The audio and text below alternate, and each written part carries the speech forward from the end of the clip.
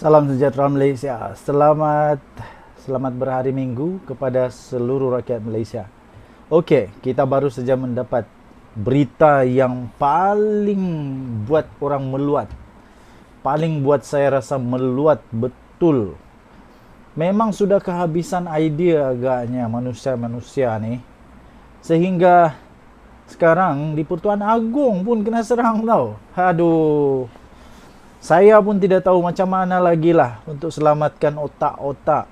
Brain diorang ni sudah rosak. Otak dah kena makan semut sekarang. Serang PM tak jadi, serang menteri tak jadi, semua diserang lah. Tak jadi sekarang. Seolah-olah Agong pun diserang. Agong pun diserang juga. Siap buat hantaran menjijikkan, jelek lagi pada Agong. Saya tidak pasti manusia, rakyat macam mana yang begini ni. Ini belum pernah berlaku. Dengan terang-terangan 8 orang membuat hantaran jelek terhadap yang di Pertuan Agong. Cukup-cukuplah tu. Tak kisahlah ini walaun kah, bukan walaun kah. Tak kisah. Yang penting benda ni mesti dihentikan. Mesti dihentikan. Kenapa tuan-tuan dan puan-puan? Negara kita yang paling tinggi adalah Agung. Seri Paduka Baginda yang di Pertuan Agong. Bayangkan saja manusia-manusia begini sanggup menyerang Agong yang paling tinggi di Malaysia. Seandainya Agong pun mereka berani serang, bayangkanlah hanya rakyat biasa apa yang mereka berani lakukan. Saya setuju sangat MC-MC menyesat mereka ini. 8 orang ni diambil kenyataan. Itu belum lagi. Ada seorang ni lagi. Siap buat fitnah lagi. Kata Raja-Raja Melayu dah buat keputusan 7-2 lah undian. Alih-alih Menteri Penerangan tampil dan beritahu tidak ada pun undian dibuat untuk perkara addendum. Tidak ada. Entah dari mana dia dapat. Ini memang cari bala, cari nahas. Entah maklumat dari mana dia dapat. Dengan senang ya, hampas betul lah.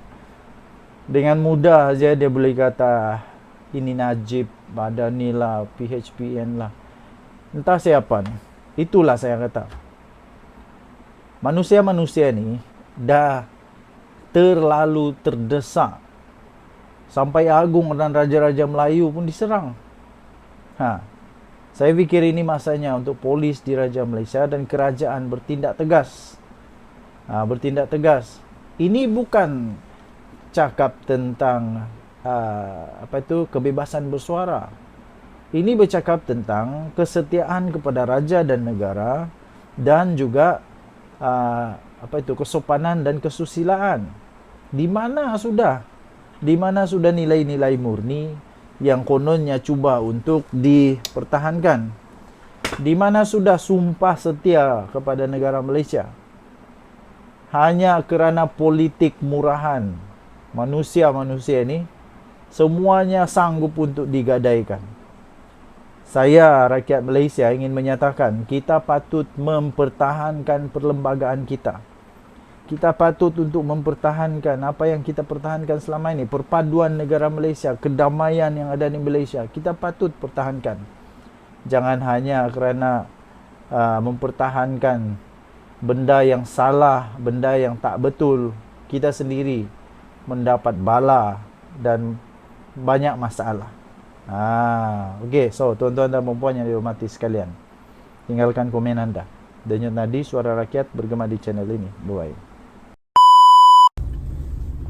Salam sejahtera Malaysia. Selamat pagi tuan-tuan dan puan yang dihormati sekalian. Selamat berhujung minggu. Hari ini kita pakai baju bunga-bunga.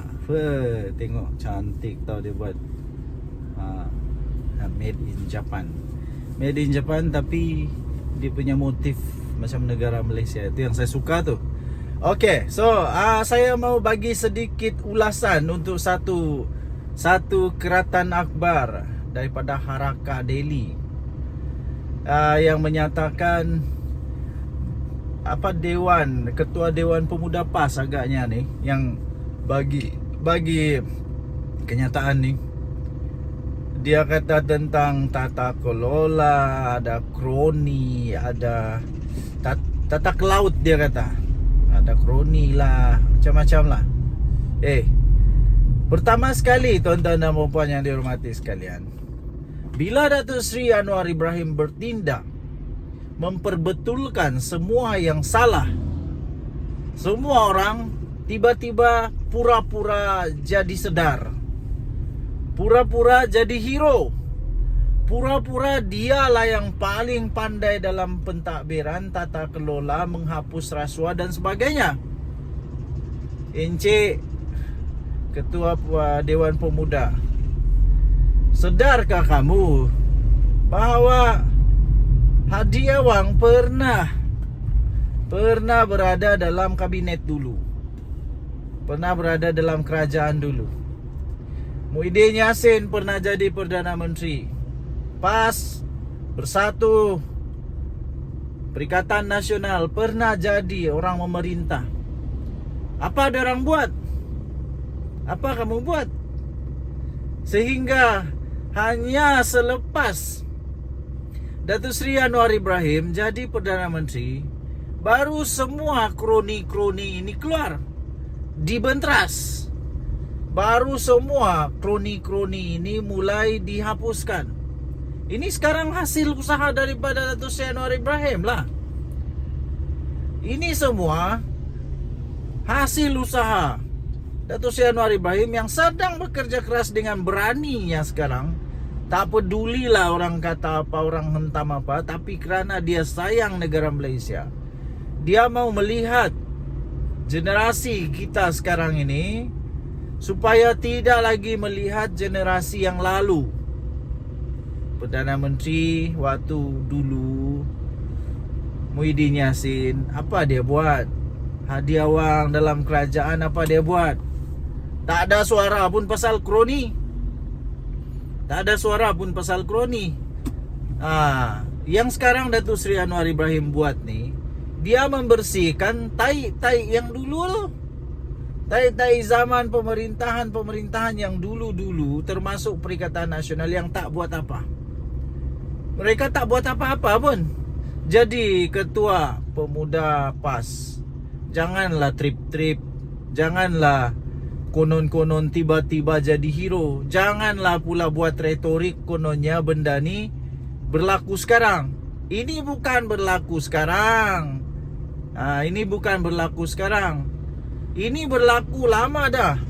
Tapi hanya Datuk Seri Anwar Ibrahim saja yang berani buat. Muhyiddin Yassin waktu tu, dia berani buat apa? Yang dia berani hanya jaga supaya dia tidak jadi bekas mantan Perdana Menteri saja. Dia duk sibuk berpolitik, sibuk dengan orang kata sibuk dengan jana wibawa. Itu komen daripada netizen. Kata seperti MP PAS tu lah. Itu komen dari netizen. Dia hanya sibuk jana wibawa. Mana tata kelolanya berapa bagus.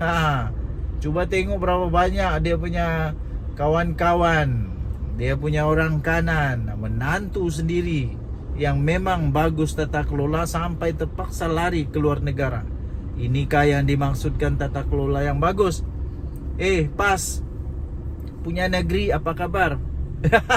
PAS punya negeri apa kabar? Bagus kah tata kelola dia? Setahu saya yang viral sekarang ini, tata kelola negeri PAS antara yang paling buruk dalam sejarah. Tengok sajalah calon Perdana Menteri kamu tu, Dr. Samsuri punya negeri, Terengganu. Minta maaf orang-orang Terengganu, saya suka dengan Terengganu, saya suka orang Terengganu. Tapi saya tidak suka dengan result, dengan keputusan daripada tata kelola yang bagus daripada PAS ni. Yang baguslah sangat. Sampai jadi negeri paling corot dan semakin corot. Negeri Sabah, syukur puji Tuhan, kerana negeri Sabah semakin bagus sekarang ni. Semakin bagus. Semakin bagus. Jadi jangan cuba untuk membaiki labu-labu, wahai tikus. Wahai tikus, jangan cuba untuk membaiki labu-labu, baiki dulu negeri sendiri. Tengok dulu negeri sendiri, tengok dulu Kelantan. Cuba dulu, selesaikan dulu masalah air. Masalah, banyak lagi masalah di Kelantan tu. Banyak lagi masalah di Kedah, di Terengganu, banyak lagi. Selesaikan itu dulu, tengok dulu macam mana, barulah ajar tentang tata kelola. Ini tata laut konon. Kalau Datuk Seri Anwar Ibrahim tu kamu tuduh dia tata ke laut, saya pun tidak tahu lagi apa istilah yang sesuai untuk kamu. Mungkin tata ke langit atau tata ke Pluto. Inilah orang-orang PAS ni. Bila dia buat case tadi, dia hanya akan tengok pada satu titik kecil saja. Dia tidak pernah tengok titik besar tau. Dia tidak pernah tengok titik besar. Dia hanya tengok titik kecil saja. Dia hanya tengok titik kecil. Tapi yang sebenarnya titik besar itu lebih penting. Dia tidak kutip betul-betul fakta. Dia tidak ambil semua fakta yang berkaitan. Macam Siti Mastura lah. Bila dia buat research, ingat Dr. Siti Mastura ni ada doktor. Tapi bila dia buat research macam Makcik Kia di kampung tu yang tiada pelajaran tu. Tapi bukan Makcik Kia kamu. Ini Makcik Kia yang walaun tu.